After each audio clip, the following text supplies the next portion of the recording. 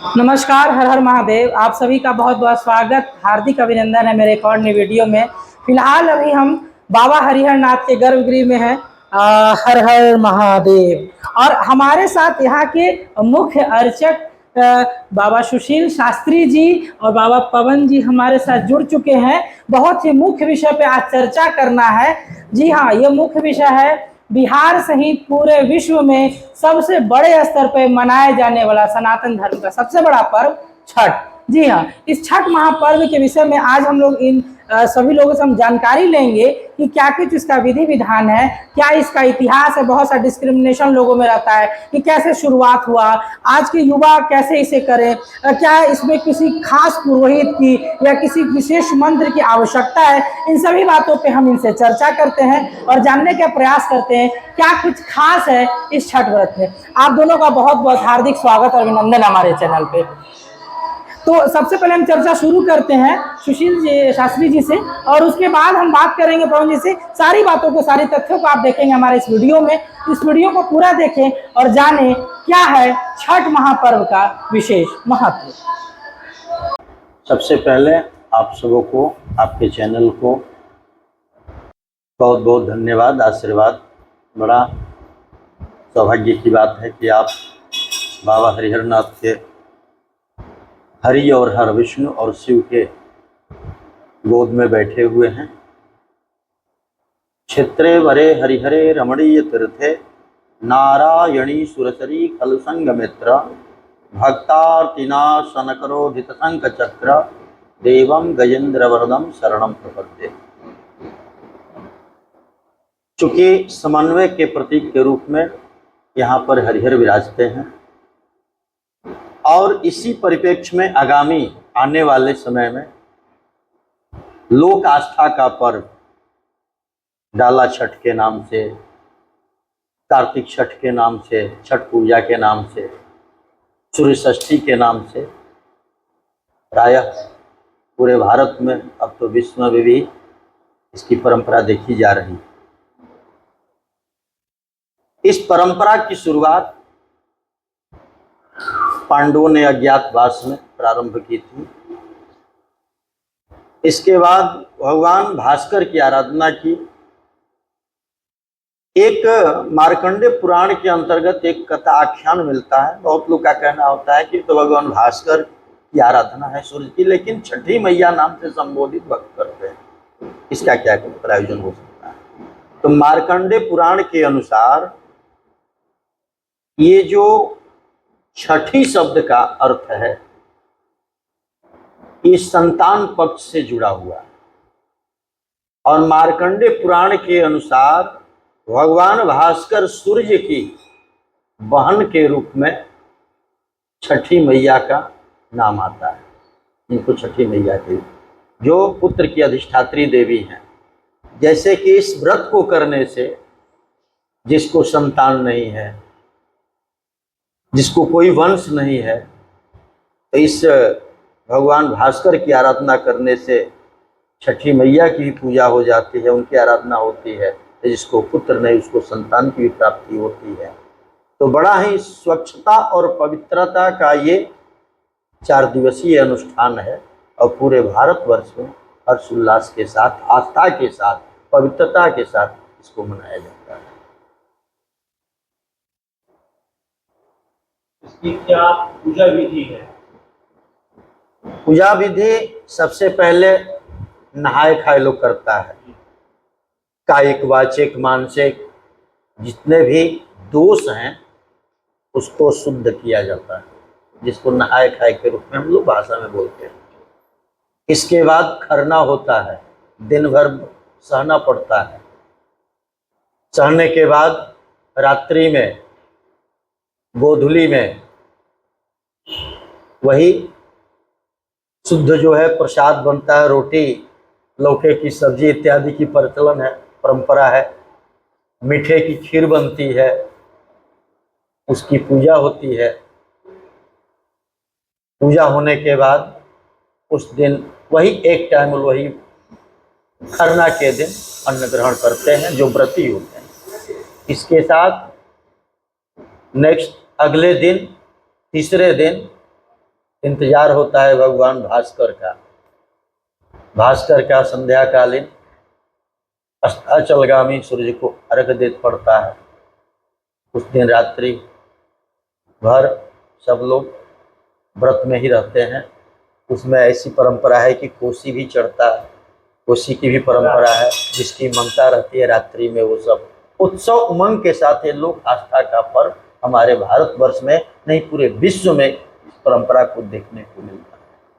और अंतिम दिन चौथे दिन लोग प्रातः मतलब सूर्योदय लालिमा, उनकी परंपरा है कि सूर्योदय होने के लालिमा रहते हुए अर्घ पड़ जाना।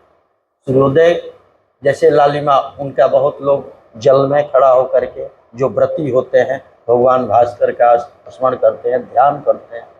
माताएं बहनें पुरुष सभी वर्ग उनकी आराधना करते हैं। इंतजार होता है कि कब लालिमा दिखाई देगी भगवान को हम लोग अर्घ प्रदान करें।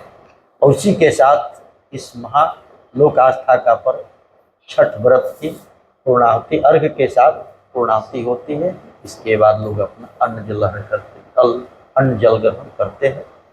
प्राप्ति के लिए जैसा ये छठ प्रचलित है, तो विशेष फल प्राप्त करने के लिए किन बातों का ध्यान रखना चाहिए? अगर आस्था हो गई तो मुझे करना है, जो कामना है,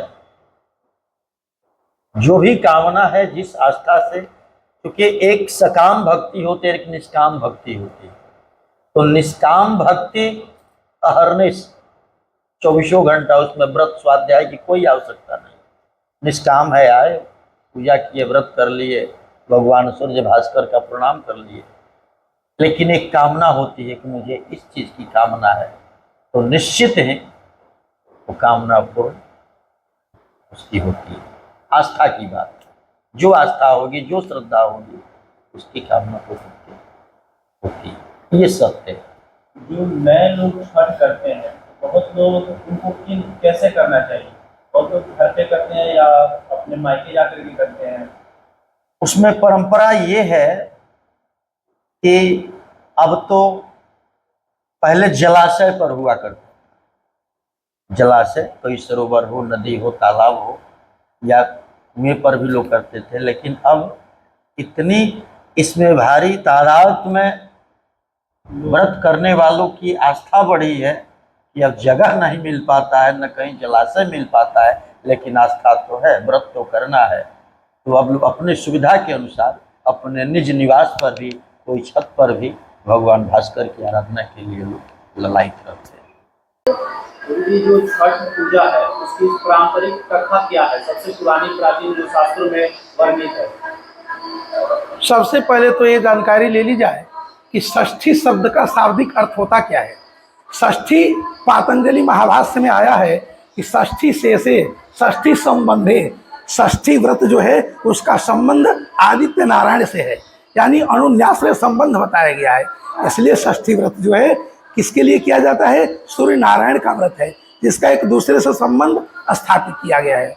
जैसे सपोज दैट मान लिया जाए कि हरि और हर, तो हरति सर्वाणि पापानीति हरि भगवान विष्णु, और हर माने भगवान शंकर। तो हरि और हर का दोनों का समन्वय संबंध स्थापित है।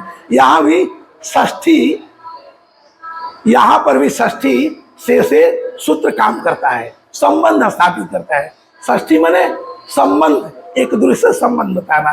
तो भगवान आदित्य नारायण का संबंध सूर्य षष्ठी व्रत से है और सूर्य षष्ठी व्रत का संबंध भगवान सूर्य नारायण से है। एक दूसरे में अनुन्याश्रय संबंध है।